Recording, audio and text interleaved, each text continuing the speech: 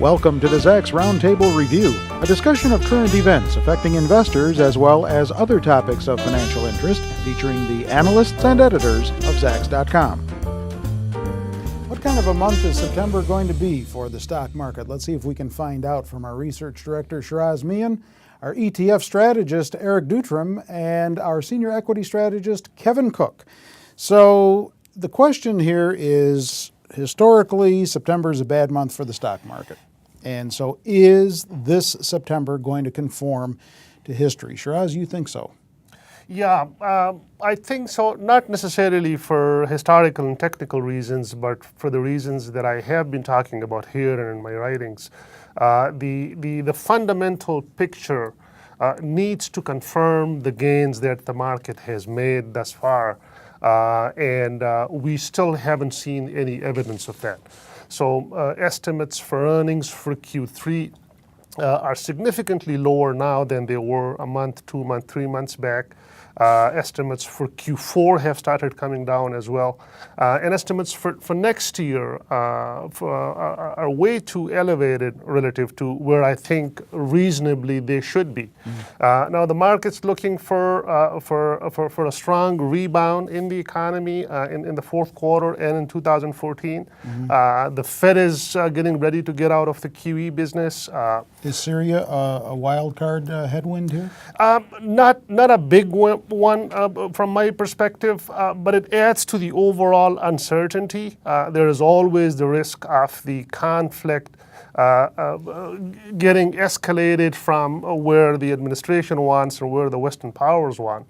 But at least from their perspective, it's a limited scope operation, a shot across the bow, as the president himself put it. Okay, so on the weak side, as far as September is concerned. Continuation of weakness September and beyond, so yes. All right, so Eric, you think that it's going to follow history as well? Yeah, I also think it's going to be weak, but I'm really concerned about the Syrian situation. If you look back on the market on Friday, we had that news, I think you were calling it Putin's plunge, and there were some reports that Putin and Russia were going to support Syria if they were attacked. Market kind of dropped really quickly right after that, and I think we're not really taking into account how big this conflict could be and how it might drag in other players in the region in here as well. So I'm really concerned about this issue, as well as kind of the back here domestically, the 10-year note, and this kind of creeping up towards the 3% mark. Both these issues, I think, are really going to play a big role in the market over the next couple weeks. All right, Kevin, you're actually more optimistic. You think September is going to be a good month for stocks? Yeah, and so far it's proving that, right?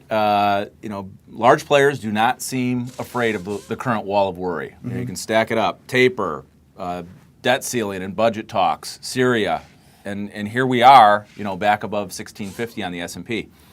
Now, I agree with Shiraz. He's got the earnings case nailed down that the market does need to match the fundamentals. And how did you put it, Shiraz? That the fundamentals almost need to catch up to the market, right? Or the market needs to come down. That gap's getting a little wider. The closer we get to where those lofty expectations were, now the fundamentals need to prove it that the market can justify these valuations. I just think that large investors are looking past a lot of things, and they still have their hopes set on momentum in the economy for the next 6, 9, 12 months, and that is going to bring the revenue and the earnings home. Will we see weakness into October? It's definitely possible. The market is due for some kind of more corrective action than we've had. The biggest correction we've had is 7%. Maybe we had a 10% correction last summer. So I just think that institutional investors managing trillions in aggregate are holding on to their stocks because they're looking ahead to better times. Now, prices could still go lower without them selling, right? It's just you could have a buyer strike. Big guys just step aside, and bears can take over, and we can go down to 1,600.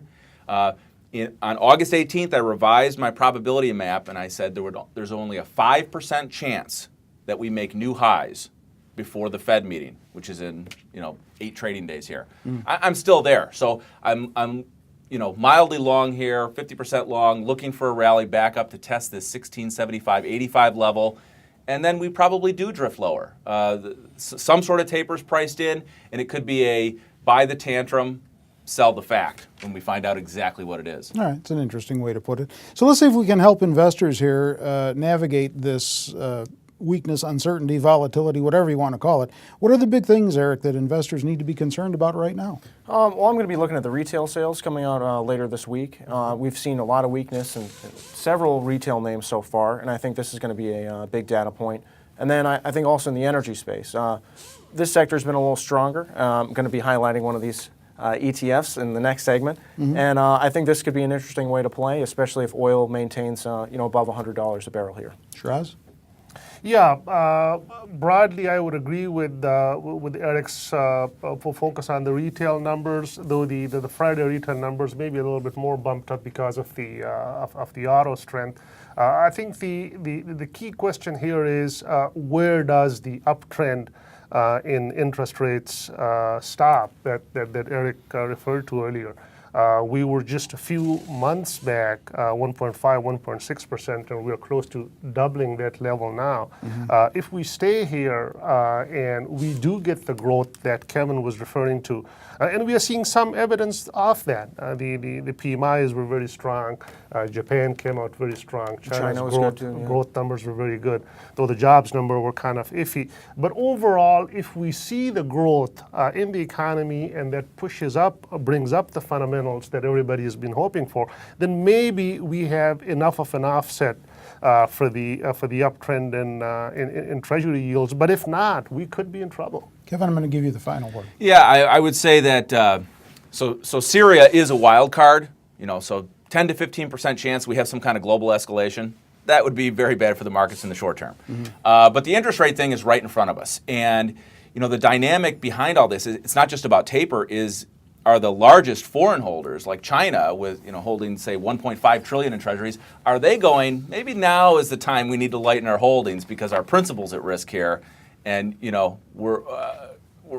these interest rates don't justify the principal loss. So if that escalates and you see a 10-year go to 3.5%, that's going to have some dislocations, I think, for all markets and equities in particular. So when does debt ceiling talks take center stage here as far as concerns go? I think it's a part of the wall of worry that a lot of investors are looking past, and that this is another one we'll get through. Okay. Syria has taken center stage, and I think it will dominate. Same old story with the debt ceiling. We've seen Kicking this it- play out plenty kicking of the can times. down the road. before, yeah. Sequester and the fiscal cliff, and so the market can see past it. I agree with Kevin. It's just going to be a last-minute deal, and we push it forward. Okay, thank you all for that. And we have top stock picks from these gentlemen, and that is in our next segment, so click on over.